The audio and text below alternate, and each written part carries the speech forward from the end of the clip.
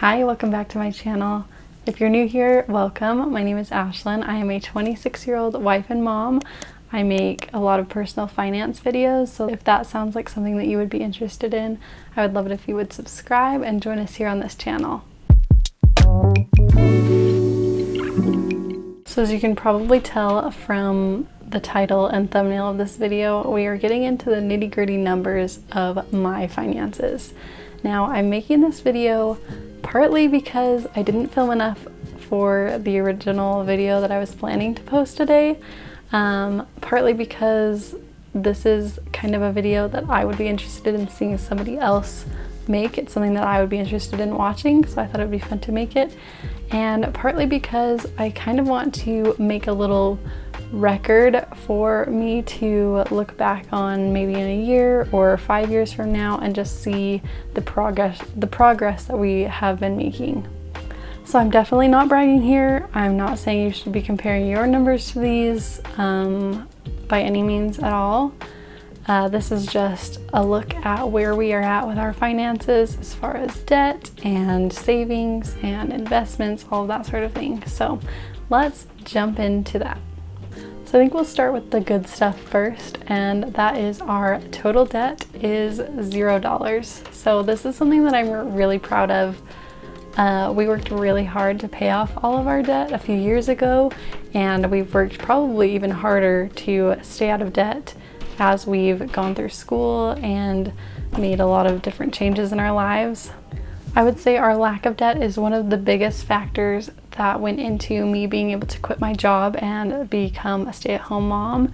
It's played a huge role in our ability to kind of try out different career paths and different forms of education that we probably wouldn't have been able to do had we had a lot of debt that we were making payments on. So being debt-free is one of our greatest accomplishments, I would say, and it's something that I would highly suggest to the general public. So next up is our emergency fund. So the total for this, I've got it here, is $14,935.13. So our emergency fund is our financial safety net. This is about 5 months of expenses at this point. So if something were to happen and we no longer had any income, then we would have 5 months worth of our expenses already paid, sitting in that account. I am somebody who doesn't like to touch our emergency fund if I can help it. So when an emergency does pop up, like a car repair we weren't expecting, or maybe medical bills that either were unexpected or more than we were expecting, when those things come up, even though I would see those as an emergency, they're not something that I want to draw from my emergency fund for. So I kind of just try and work those into my budget when little emergencies like that pop up. Of course, if something big were to happen, we would draw from our emergency fund because that's what it's for.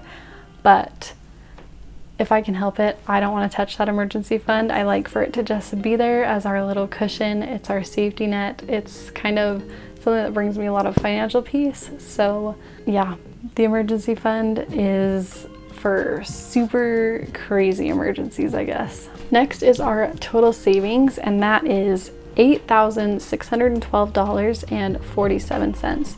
We just made probably the biggest payment we have for school. Like this upcoming semester was super expensive for some reason. So that went down quite a bit in one fell swoop with that payment.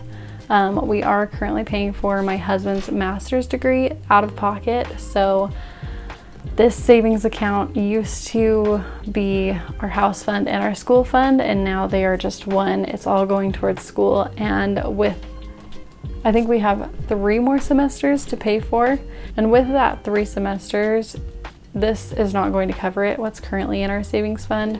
So we're working on increasing that as we are putting savings away every month, but also we're trying to increase our income with some overtime, and of course this YouTube channel I'm super close to being able to monetize. So if you want to support us in that goal of graduating with a master's degree debt-free, I would love it if you would subscribe and help me monetize this channel. Because if you couldn't guess from kind of the other content that I've created on this channel, student loans just aren't really an option for us. So lastly is our investments. We are, I would say, still in like our financial infancy here. We have not done a whole lot of investing, but we do have retirement accounts. So I only pulled the numbers for my retirement account. I didn't take the time to track down my husband's. So there's more money in 2 other accounts for him. That is mine as well because we're married. So what's mine is his and what's his is mine. But I didn't pull those numbers, and yeah, I just couldn't really be bothered to do it. So you're just seeing my retirement fund here. And that total is $14,414.80. So this is kind of where I'm feeling the most behind in our finances, is our retirement savings or just our investments in general, because it seems like we've been working towards paying off or having a down payment for a home for so long. And I mean, we've been married for 8 years. I guess the first year or 2, we weren't really thinking about purchasing a home, but from year 3, we've kind of just that's been like the end goal. We've also been paying for school during that time. So we haven't made a whole lot of progress in our investments area.